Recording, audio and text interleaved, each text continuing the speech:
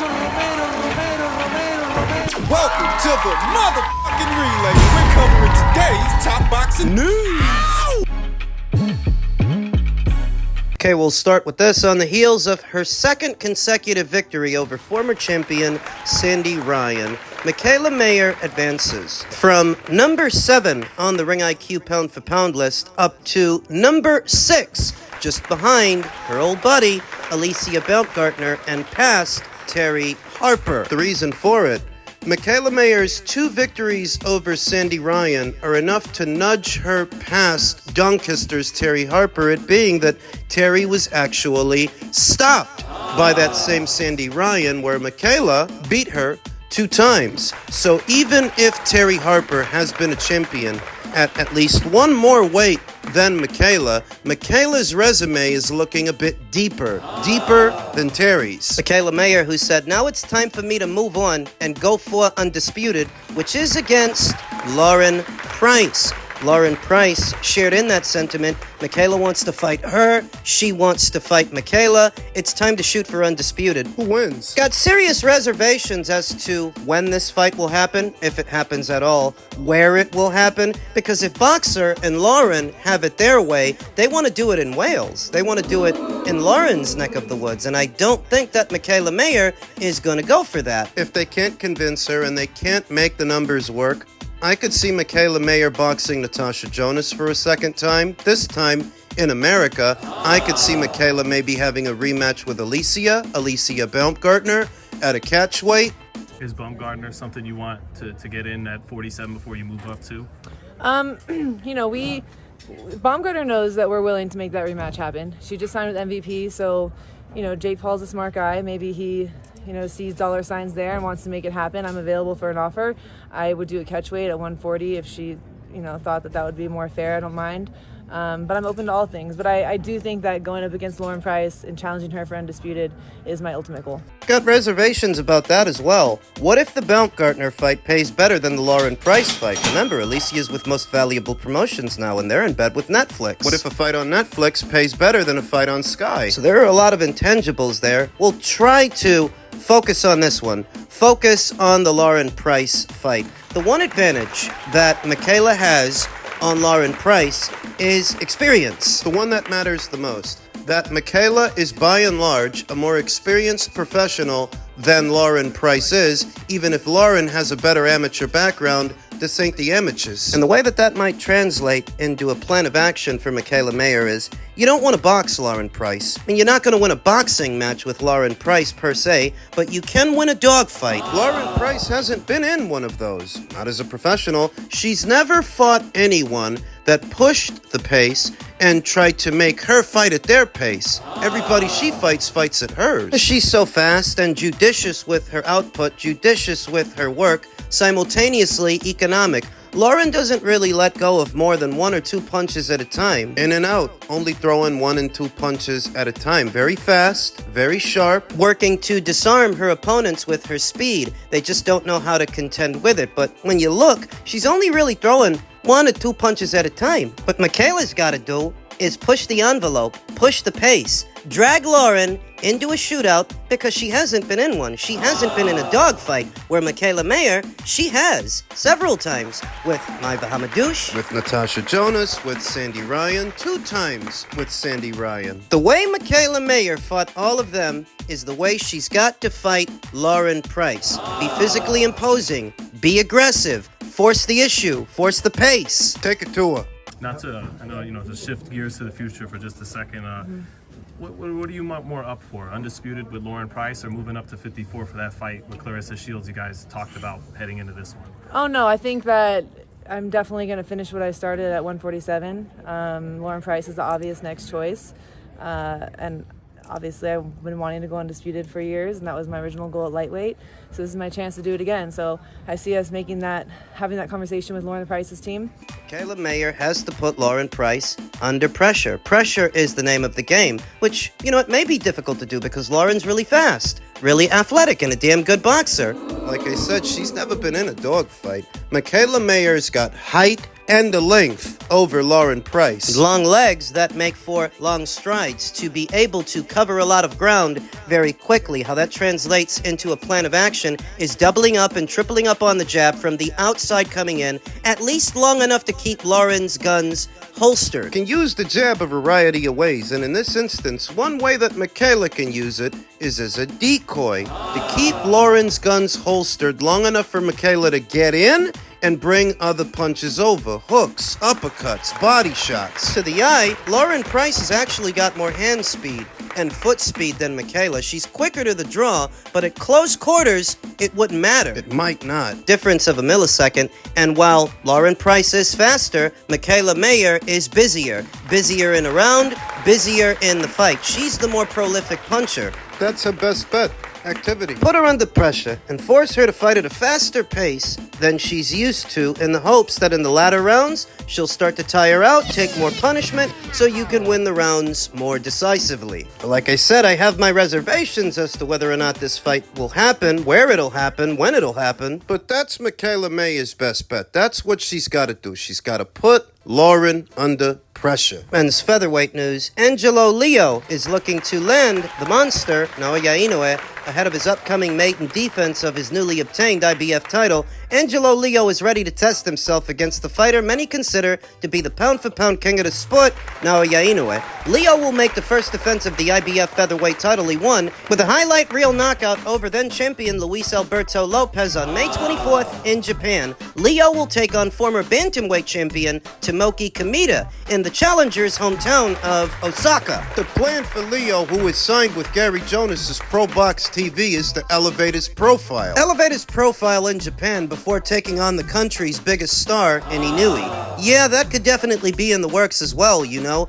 It correlates well with what we've got going on, you know. Me fighting in Japan. Angelo Leo, 26, told Boxing Scene. Inoue's from Japan, and Inoue is fighting a Pro Box TV fighter in his next fight. I'm a Pro Box TV fighter as well, so it kind of all ties together. I heard that Top Rank had options on him after he knocked out Luis. And maybe they did, but they chose not to exercise them, which is disappointing because they have at least one other champion at this weight in Rafael Espinoza. I was hoping they would put together a unification match between them. As it stands, Rafael is fighting somebody else, and Angelo Leo is focused on landing an Inoue fight. Inoue has long talked about a move up in weight to featherweight, but he will first face another Pro Box TV fighter in Ramon Cardenas on May 4th in Vegas. Gary Jonas and we talked about this, and that is the plan, Leo said. Japanese fans, they love boxing, and so, yeah, it's great to expand out there in Japan,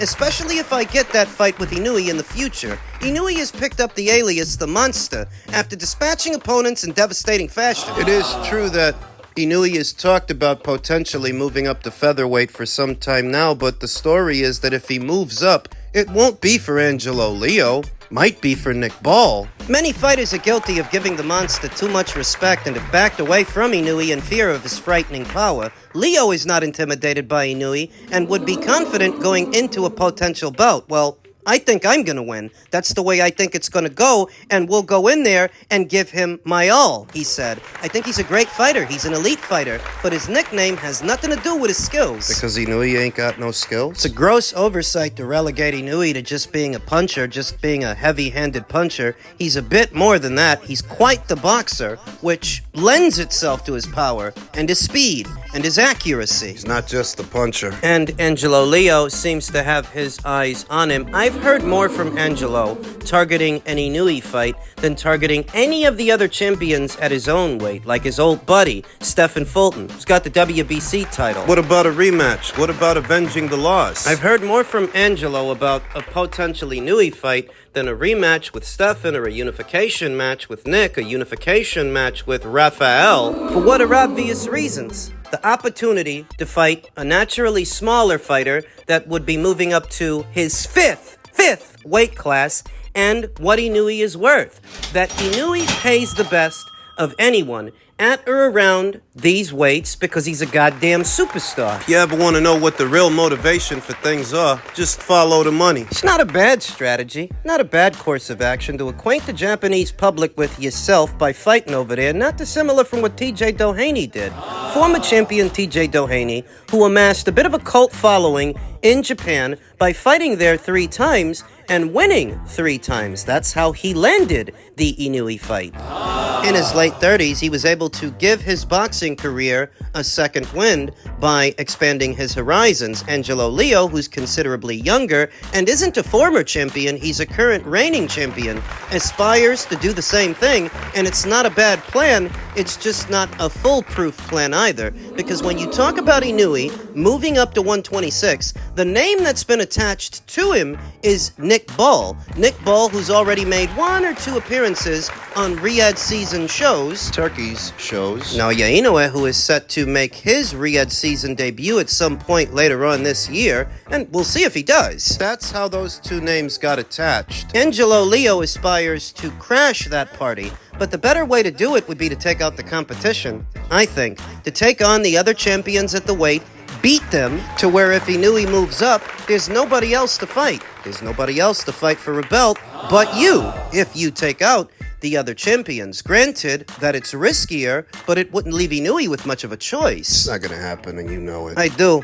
He's got to fight Tomoki Kameda, and I don't think it's a foregone conclusion that he does. Boxing is a cruel mistress, and your one bargaining chip to potentially land an Inoue fight could evaporate just like that if you lose to Tomoki. If you lose your red belt. In one fight, it could all change, and all those plans, all those aspirations go down the toilet. You gotta see how Angelo makes out. See if he can stay IBF champion. Upstairs, at super middleweight, former champion Caleb Plant accuses Edgar Berlanga of avoiding him, saying, "We sent him the contract." It's not contract, you idiot. It's contract. Caleb Plant is hit out at Edgar Berlanga for not wanting to face off against him. Reports indicate that Plant is scheduled to have a fight on May 31st as the former IBF super middleweight champion is in search of an opponent. Plant secured a victory against Trevor McCumbee in his last fight with a stoppage win. He has been linked with the Berlanga fight after their initial confrontation at the Canelo versus Charlo weigh-in. Berlanga would eventually go on to fight Canelo, coming up short in a unanimous decision loss. However, he bounced back from that defeat against Jonathan Gonzalez Ortiz in his last fight with a stoppage win. Berlanga's ex-promoter, Eddie Hearn, suggested that Plant would be a good name for his next opponent. I expect to be working with Edgar Berlanga again, and I think we can deliver in big fights, and I like the Caleb Plant fight. I think that's a brilliant fight. 2 guys that are going to really spice it up at a press conference. 2 great fighters and 2 great 168-pounders. He expects to be working with Edgar moving forward? Rumor has it Edgar's trying to go to MVP. Edgar Berlanga has also been eyeing fights against Jermall Charlo and Jaime Munguia. Those fights have big commercial value. Charlo is the former WBC middleweight champion, while Munguia is a world-level opponent. Although they may be weaker in opposition, Charlo has not boxed since 2023, while Munguia is coming off a knockout loss in what was upset of the year. Caleb Plant revealed that he already sent an offer to Berlanga, but his team has not come back with a response. He has now questioned whether Berlanga even wants to face him. We sent him the contract. We're about to see in a day or 2. Just stay tuned. But it ain't gonna be him. He don't want to fight me. If he's a free agent, he's free to go where he wants. If he's free to fight whoever he wants, here I am. So there you go. Spank his ass. Caleb Plant raises a valid point because Edgar's last fight was his last fight under his existing Matchroom deal. He's a free agent moving forward. So if you want to settle up with Caleb, you got your opportunity. There's no side-of-the-street politics or promotional issues that should get in the way of that fight if you want to have it. You're a free agent. And being honest, I don't think Caleb Plant is lying. When he says he sent Edgar a contract, I feel so inclined to believe him. Edgar Berlanga has since responded to Caleb in a video message. Yo, this Caleb talking about he sent me a contract. You ain't sent me nothing. You're not a boss. You work for PBC. You're not a boss. What is you talking about? You ain't sent me no contract.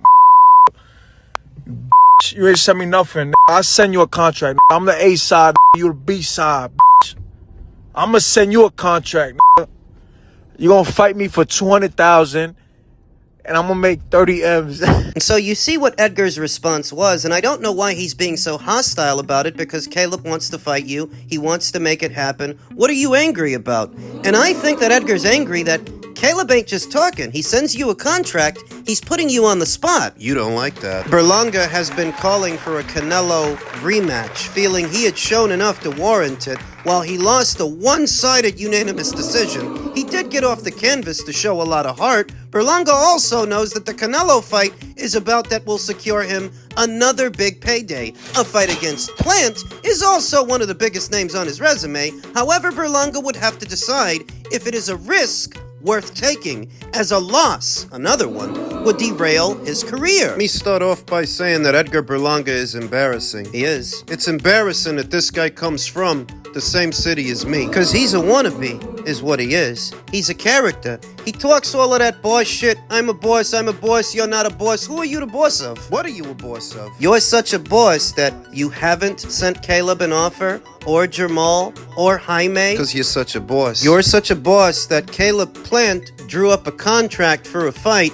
before you did. Because you're such a boss. And you think there's any precedent for another Canelo Alvarez fight? What are you, a moron? Are you stupid or something? Who do you think in the boxing community wants to see you play keep away from Canelo Alvarez for another 36 minutes? You didn't try to win. You were happy just surviving. Now you're milking a moral victory that you didn't get knocked out, but the only reason you didn't get knocked out is because you didn't fight. So now you think that because you didn't get knocked out, you're the boss over everybody else at 168? A part of me definitely believes that some kind of correspondence was sent from Caleb Plant to Edgar Berlanga, and he doesn't like that because it puts him under pressure. But if you don't like the proposed number, you're a boss. Send a counter offer of your own, because you're a boss, right? Right.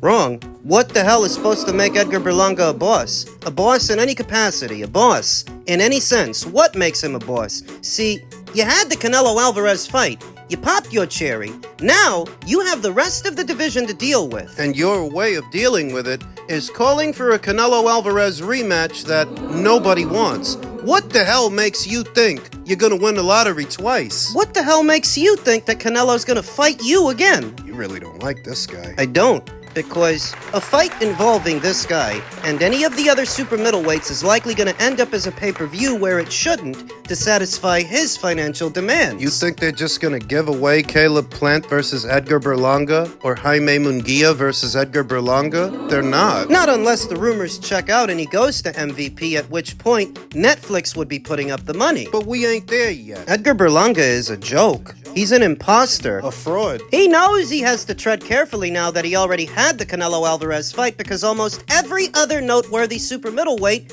beats him. He knows that. He's not a boss, he's a bozo.